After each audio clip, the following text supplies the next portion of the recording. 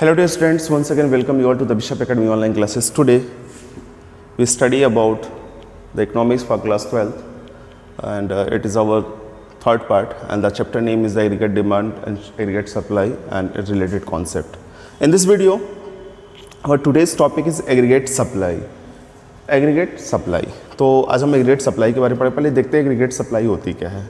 तो नॉर्मली क्या है, the concept of aggregate supply is related to the total supply of the goods and services made available by the all the producer in the economy, यानी कि जितने भी तरह की फॉर्म्स या इंडस्ट्रीज किसी भी गुड्स एंड सर्विसेज को प्रोवाइड कर रही हैं वो टोटल मिलके क्या बताती हैं, हमारे एग्रीगेट सप्लाई को रिप्रेजेंट करती हैं। ये भी कहता है इसमें कि it's mean that the aggregate supply depends on the production made by the producer, यानी कि एग्रीगेट सप्लाई जो होती है एक प्रोड्यूसर जो बनाने का काम करता है, जो भी प्रोडक्शन करने का काम करता है उसके ऊपर डिपेंड करती है, यानी कि जितना वो बना रहा है वो टोटल सप्लाई है, यानी कि वो चीज़ें जो हमारी मार्केट में बेचने के लिए हमारे पास तैयार है हमारी सप्लाई को रिप्रेजेंट करती हैं। आगे भी कहता है the money value of the goods and services produce in any economy is termed as a gross domestic product, that is GDP is equal to the total factor income in the economy because the production is distributed among the various sectors of the production factors income। तो normally यहाँ पे जो पहली line कह रहा है कि क्या था, money value of the goods and services produce in an economy is term as a gross domestic product, यानी कि जो भी प्रोडक्टिविटी हम करते हैं पूरी अपनी कंट्री में, पूरी इकोनॉमी में, मतलब पूरी कंट्री में, तो वो हमारा क्या टर्म होता है, GDP के रूप में आता है, यानी ग्रॉस डोमेस्टिक प्रोडक्ट में। जो भी कंपनियां, सारी कंपनियां जो भी मिलके प्रोडक्शन कर रही हैं, जितना भी प्रोडक्शन कर रही हैं, that is known as a GDP, जितनी प्रोडक्टिविटी थी। और ये भी कहता है and this GDP is equal to the total factor income, यानी GDP is equal to total factor income, यानी कि factor income plus in the economy because the production is total factor income के बराबर ये GDP जो होती है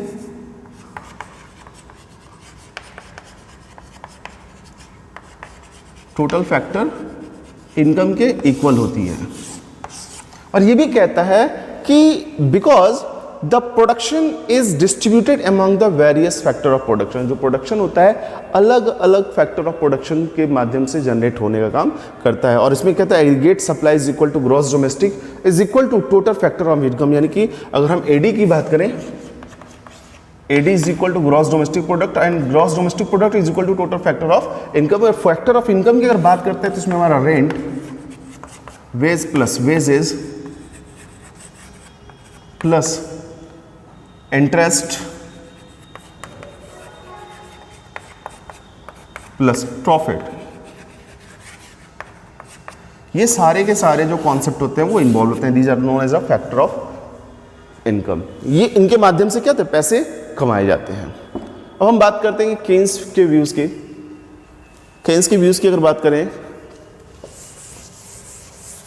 तो ये कहते हैं aggregate supply is equal to consumption plus savings, यानी कि AS is equal to AS is equal to consumption C plus S, consumption plus savings. कैसे, तो कहते हैं income earn by the factor is either consume or the save, यानी कि जो भी पैसे हम कमाते हैं किसी फैक्टर से वो तो या तो कंज्यूम होंगे या फिर सेव कर लिए जाएंगे। So aggregate supply can also defined as a sum or total of the consumption and saving. और इस तरीके से देखें तो जो एग्रीगेट सप्लाई होती है वो किस तरीके डिफाइन करती है, कुछ कंजप्शन से और टोटल कंजप्शन से और टोटल सेविंग से डिफाइन की जा सकती है।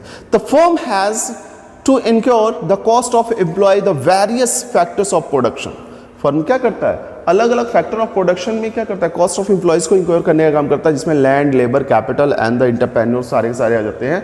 साथ ही साथ कहता है a firm will maintain that employment level work where it may earn that much amount of the income from its production which becomes equal to the total payments made by the production factors। तो normally अगर देखा जाए तो यहाँ पे जो कहने का सेंस है, कहता अ firm will maintain that employment level, firm क्या करता है अपने एम्प्लॉयमेंट लेवल को मेंटेन करता है, वेयर तब तक it may earn profit it may earn, यानी तब तक जब तक वो पैसे कमाता है, and that much amount of the income from the production, और वो प्रोडक्ट पैसे कितने होते हैं जो उसके प्रोडक्शन इनकम से ज्यादा होता है, नहीं जो अमाउंट वो लगा रहा है उससे ज्यादा होता है, और साथ ही which is because equal to the total payment made by the production factor, जो किसके इक्वल होना चाहिए, नॉर्मली क्या होती है जो फैक्टर ऑफ प्रोडक्शन लगाए जा रहे हैं, जो इन्वेस्टमेंट किया जा रहा है उसके कम से कम तो उसके इक्वल होने चाहिए या उससे ज्यादा होना चाहिए। Aggregate supply can be expressed in the three forms, money, value of all the goods and services produced in the economy in an economic accounting year। और कहते हैं कि मनी वैल्यू में, यानी जो भी गुड्स एंड सर्विसेज जिसकी हम मनी टर्म्स में वैल्यूएशन कर रहे हैं उसको प्रोडक्शन करने की अगर बात करते हैं एक अकाउंटिंग ईयर में, तो किसको रिप्रेजेंट करता है, वो पार्ट होता है किसका, एग्रीगेट सप्लाई का।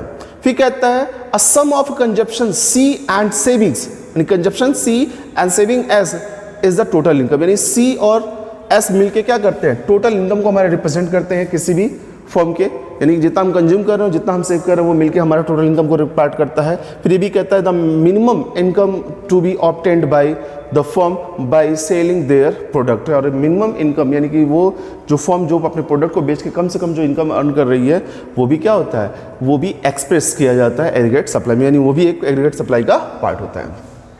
Hence according to the Keynes the aggregate supply price of the output of a given amount of employment is the expected produce, which will just make it the worthwhile for the entrepreneur to give that employment। तो normally कहता है कि जो aggregate supply होती है, aggregate supply price of the output of a given amount, यानी कि ये वो आउटपुट होता है जो गिवन अमाउंट होता है, जो अमाउंट हम जो भी प्रोडक्ट बना रहे हैं जिसका अपना कुछ अमाउंटिंग होती है, of employment is expected produce processed proceeds, जो वो कहता है उसके लिए जो एम्प्लॉयमेंट प्रोसीजर्स के लिए जरूरत है, यानी कि अभी जिसे कहा गया कि हम पैसे कमाते हैं लेकिन कम से कम उसके इक्वल होना चाहिए जिसमें हम एम्प्लॉयमेंट लेवल को मेंटेन कर सकें या फिर उससे ज़्यादा होना चाहिए। यहाँ पर बात करेंगे एग्रीगेट सप्लाई शेड्यूल की, तो एग्रीगेट सप्लाई शेड्यूल में होता क्या है, अभी हमारे पास formula A S is equal to C plus S, यानी aggregate supply is equal to consumption plus saving, लेकिन यहाँ पे इनकम लेवल का भी बात होता है। अगर देखें तो यहाँ पे एक फर्क पड़ता है क्या, कि हमने देखा कि AD is equal to C plus I, यानी कि कंजप्शन प्लस इन्वेस्टमेंट, तो यहाँ पे ये था कि कंजप्शन तो हमारा कम नहीं होगा, ठीक है, और इन्वेस्टमेंट हमारी अगर इनकम हमारी जीरो होती है तो भी कंजप्शन हमारा कम नहीं होगा, यानी कंजप्शन तब भी मेंटेन करेंगे। लेकिन यहाँ पे थोड़ा सा फॉर्म चेंज हो जाता है। नॉर्मली अगर देखें तो अगर हमारे पास जीरो लेवल ऑफ इनकम है तो कंजप्शन तब भी हमारा होगा लेकिन सेविंग हमारी नहीं होगी, वो माइनस में होगी। और इस तरीके से देखें तो हमारा जो अपना एग्रीगेट सप्लाई होगा वो जीरो होगा, यानी रिक्वायरमेंट है लेकिन प्रोडक्ट हमको नहीं मिल पाएगा। अगर 20 रुपीज़ हमारी इनकम होती है और 50 का हमारा कंजप्शन होता है तो सिचुएशन में भी हम माइनस में आते हैं। और अगर देखें तो हमारा एग्रीगेट सप्लाई 20 रुपीज़ की होगी न कि 50 रुपीज़ की, यानी 30 रुपीज़ अभी भी हम माइनस में रहेंगे। और इस तरीके से देखें तो जैसे हमारा इनकम लेवल बढ़ता जाता है कंजप्शन भी बढ़ता जाता है, लेकिन कहीं ना कहीं सेविंग हमारी नहीं होती है। और एक टाइम ऐसा आता है कि सेविंग हमारी जब क्या होती है, इनकम लेवल और कंजप्शन लेवल दोनों इक्वल होता है, उस समय जो हमारा प्रोडक्टिविटी होती है वो पूरी तरीके से हमको मिलती है, जो भी हमारा इनकम मतलब कंजप्शन रिक्वायरमेंट होती है या एग्रीगेट सप्लाई वो पूरी कर दी जाती है। और उसके बाद क्या होता है, जैसे जैसे कंजप्शन लेवल बढ़ता जाता है, इनकम बढ़ता जाता है, कंजप्शन लेवल भी बढ़ता जाता है, और एक टाइम आता है कि ये सेविंग्स भी हमारी कुछ होती है। यानी कि एक सिचुएशन ऐसी समझिए कि हम अपनी ज़रूरत से ज़्यादा चीज़ों को परचेज नहीं करते। अगर हमें भूख लगी है 4 चपाती की तो हम 4 चपाती से ज़्यादा 5वीं या 6वीं नहीं खा सकते, क्योंकि उतनी भी हमारी रिक्वायरमेंट पूरी होती है। तो बाकी जो बच सकती है फिर हम उसको बचाने का काम करते हैं। ठीक वही सिचुएशन होती है कि कंजप्शन लेवल हमारा एज बढ़ तो रहा है और उसी हिसाब से इनकम लेवल भी बढ़ रहा है, लेकिन अगर देखें तो एक पॉइंट के बाद क्या होता है, कंजप्शन लेवल धीरे धीरे कम होना, कंजप्शन लेवल बढ़ता तो है लेकिन इनकम लेवल के कंपेयर में कम बढ़ता है। और वो जब कम बढ़ता है तो सेविंग्स हमारी ज़्यादा होती है और सप्लाई पूरी की जाती है। यहाँ पे इसे कह भी रहा है कि टेबल 2 शोज, ये टेबल हमारा है जो 2 शो कर रहा था पिछला, that the initial consumptions is more than income and hence. तो अगर बेसिक देखें कि जो इनिशियल कंजप्शन था हमारा वो क्या था, हमारे इनकम से ज़्यादा था, and hence the past savings are use. तो इस सिचुएशन में क्या किया गया, जो पहले की सेविंग्स थी उसको हमने यूज किया। फिर से समझिए, हमारा इनकम लेवल 0 था और कंजप्शन 40 था, तो हमारा 40 का सेविंग था, यानी कि जो हमने सेविंग्स कर रखी थी उसमें से 40 रुपये हमारे कम हो गए।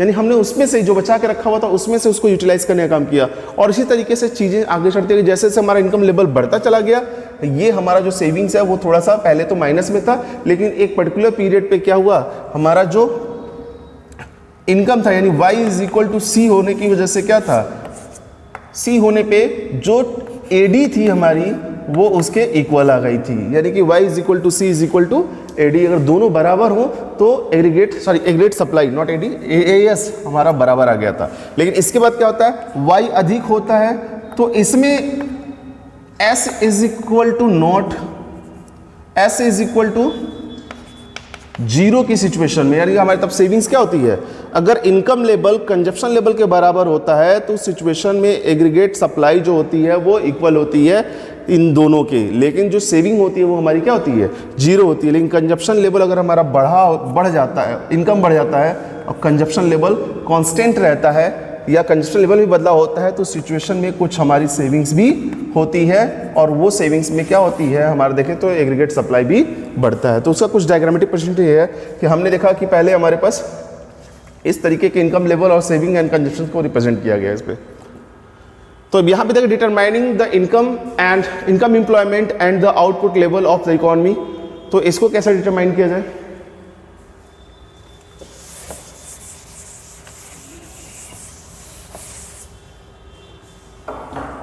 कहता है according to Keynes the income employment and the output are determined at that point the aggregate demand equal aggregate supply. एक पॉइंट ऐसा आता है जिसमें aggregate demand is equal to aggregate supply, जिससे मैंने कहा AD is equal to AS।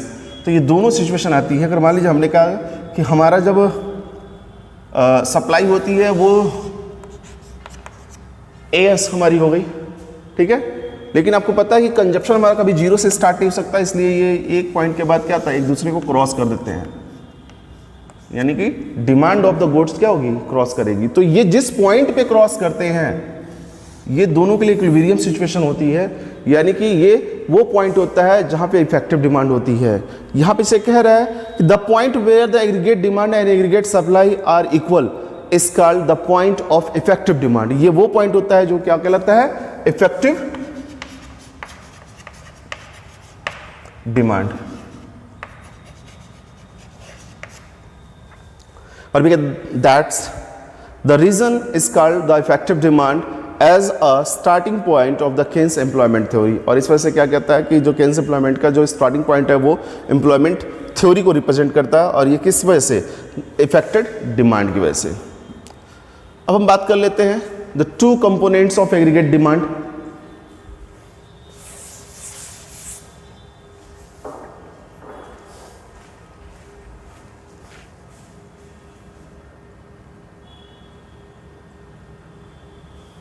The two components of aggregate demand, तो इसमें अगर देखें तो क्या कंपोनेंट्स है, पहला कंजप्शन, दूसरा हमारा इन्वेस्टमेंट। तो कंजप्शन फंक्शन की जब बात करते हैं, कंजप्शन में कंजप्शन फंक्शन, इन्वेस्टमेंट में इन्वेस्टमेंट फंक्शन। तो पहला हमारा था consumption and the consumption function. तो कंजप्शन की जब बात करता है तो कहता है that part of income in the economy which is spent on the goods and services is called consumption, यानी कि वो इकोनॉमी का वो पार्ट जिसको हम गुड्स एंड सर्विसेज को यूटिलाइज करने के लिए क्या करते हैं, खर्च करते हैं, वो हमारा कंजप्शन कहलाता है। And which is not consume becomes saving, अगर जो कंज्यूम नहीं हो पाता है वो हम क्या कहते हैं, सेविंग्स होते हैं, यानी कि वो खर्चे जो हमारे मतलब वो पैसा जो हमारे खर्चों के बाद बच जाता है वो हमारी सेविंग होता है। लेकिन अगर देखें तो ये जो रिप्रेजेंट करता है consumption is equal to y plus C plus S, यानी कि income is equal to consumption plus savings, यानी कि हमने क्या कंज्यूम कर लिया, क्या खर्च कर दिया और क्या बचा हुआ है वो दोनों मिलके हमारे इनकम को रिप्रेजेंट करते हैं। और ये जो हमारा होता है कंजप्शन फंक्शन का मीनिंग होता है, नॉर्मली वो पैसे जो हमने खर्च कर दिए होते हैं गुड्स एंड सर्विसेज को यूटिलाइज करने के लिए, और उसके बाद जो बचता है वो हमारा सेविंग होता है। कंजप्शन फंक्शन की बात करें तो इससे पहले मैंने आपको बताया था C इज इक्वल टू, यानी C is function of income, यानी कि consumption is the function of income. Consumption जो होता है वो इनकम का फंक्शन होता है। नॉर्मली अकॉर्डिंग टू केन्स की अगर देख लें तो consumption expenditure is an economy depend on the income और the consumptions of a function of income. तो नॉर्मली देखिए अगर कंजप्शन की अगर बात करें तो कंजप्शन किसके ऊपर डिपेंड करता है, इनकम के ऊपर डिपेंड करता है, और बिना इनकम के कंजप्शन के लेवल में कोई चेंजेस नहीं लाया जा सकता। अगर इनकम इंक्रीज होती है तो कंजप्शन में भी बदलाव आते हैं। The relation between consumption and income is called the consumption function. जो रिलेशनशिप है कंजप्शन और इनकम के बीच में वो क्या कहलाती है, कंजप्शन फंक्शन कहलाती है। इसमें कहता है consumption function tell that the consumption expenditure directly increase with the increase in the income. कहता है कि कंजप्शन फंक्शन ये साफ साफ बताता है कि कंजप्शन एक्सपेंडिचर इंक्रीज होगा, डायरेक्टली इंक्रीज होगा तब जब हमारा इनकम इंक्रीज होगा, but increase in the consumption is less than increase in income. लेकिन इसमें क्या होना चाहिए, जो कंजप्शन लेवल होना चाहिए वो क्या होना चाहिए, इनकम से कम होना चाहिए। ऐसा नहीं है कि हम जितना कमा रहे उतना पूरा का पूरा खर्च कर दें। The consumption does not increase at the same rate of as the income does, यानी कि जैसे इनकम बढ़ता है उसी हिसाब से कंजप्शन भी नहीं बढ़ता है। यानी कि हम अगर 100 रुपये कमा 100 रुपये खर्च नहीं करते हैं, कम करते हैं उससे, ठीक है। तो जैसे से इनकम बढ़ता है उस हिसाब से कंजप्शन हमारा नहीं बढ़ता। The case named this consumption tendencies as a psychological law of consumption. इसको केन्स ने क्या कहा कि ये साइकोलॉजिकल लॉ ऑफ कंजप्शन है कि जितना हम कमा रहे हैं उतना सारा हम खर्च नहीं कर सकते, उसमें से कुछ सेविंग भी करना चाहिए ताकि फ्यूचर में अगर हमारे पास इनकम लेवल नहीं होता है तो हम उसमें कुछ उसको इन्वेस्ट या यूज कर सकें। अब हम बात करते हैं इस फिगर को। कहता है even the zero income level consumption level is OC. जब हमारे पास जीरो इनकम लेवल था तो कंजप्शन लेवल क्या था, ओसी था। ऐसे समझिए, मैंने कहा आपको पहले ही बताया गया इस वीडियो में ही कि कंजप्शन लेवल कभी जीरो नहीं हो सकता है। ये हमारा है क्या, इनकम लेवल।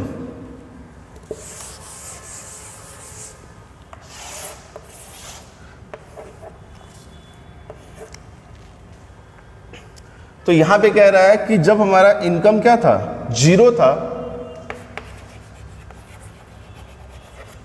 तो कंजप्शन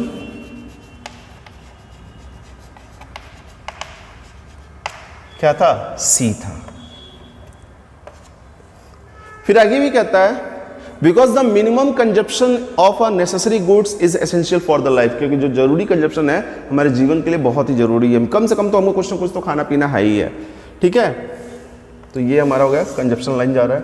कहता the point A is break even point. अब देखिए ये हमने इसको यहां से आगे बढ़ाया और ये सी हो गया, कंजप्शन हो गया, और ये इनकम लेवल हो गया। इनकम बढ़ रहा है लेकिन कंजप्शन एक पॉइंट के बाद क्या होता है, जी होता है। ये जिस पॉइंट की बात कर रहा है point A, break even point होता है ये। कहता है where the consumption expenditure is equal to income, यानी कि ये ऐसा पॉइंट होता है जहां पे y इज इक्वल टू सी होता है।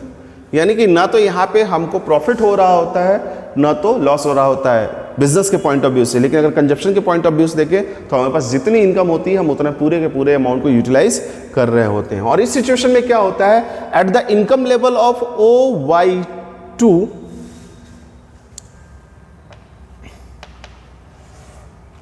ये मान लीजिए हमारा Y1 है, ये Y2 है, ठीक है। तो कहता OY2 की अगर बात करें तो हमारे पास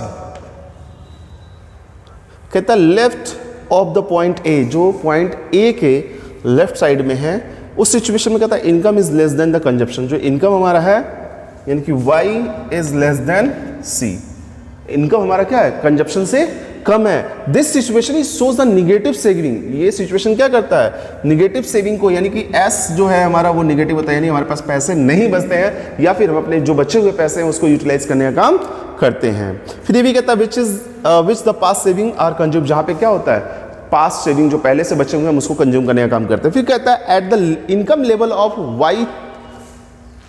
OY3, यानी कि अगर हम यहाँ पे ले लेते हैं Y3, तो यहां Y is greater than C, यानी कि इनकम लेवल कंजप्शन लेवल से क्या है, ज्यादा है। तो यहां जो S होगा यानी सेविंग होगी वो क्या होगी, पॉजिटिव होगी। यहां पे हम सेविंग्स को मेंटेन कर सकते हैं और हमने जो कमाया उसी को हम क्या करते हैं, यूज करने का काम करते हैं। So dear students, in this video that's all. If you have any type of doubt or the queries, you should be consult through the Google Classroom. Thank you.